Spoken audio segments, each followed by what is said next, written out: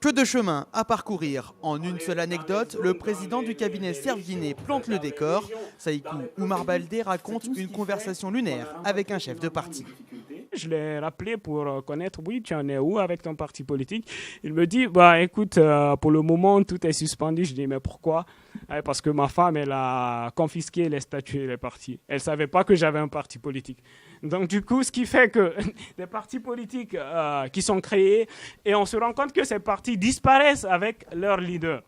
Déformation politique aux citoyens, dysfonctionnement et méconnaissance à tous les niveaux. Premier enseignement de l'étude, très peu de Guinéens peuvent définir la décentralisation. Pire encore, moins d'1% des sondés savent que les gouverneurs seront désormais élus.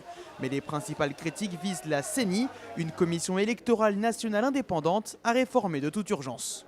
Il y a des problèmes de compétences, il y a des problèmes de neutralité, il y a des problèmes de configuration de l'organe, non pas de composition seulement. Donc la configuration, elle pose problème aujourd'hui en République de Guinée. C'est pas le CERF qui invente les résultats, ce sont des résultats de terrain pendant un mois avec les populations de la Guinée qui préféreraient une autre version de la commission électorale, non pas une commission politisée, mais une commission purement technique. Dépolitiser la CENI, donner une autonomie financière ou encore former les commissaires. Les griefs sont nombreux, message entendu au moins par la représentation diplomatique guinéenne en France.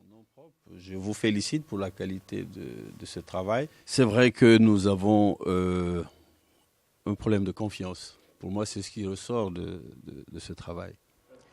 Par la voix de son représentant, l'ambassade guinéenne à Paris s'engage à transmettre ces informations.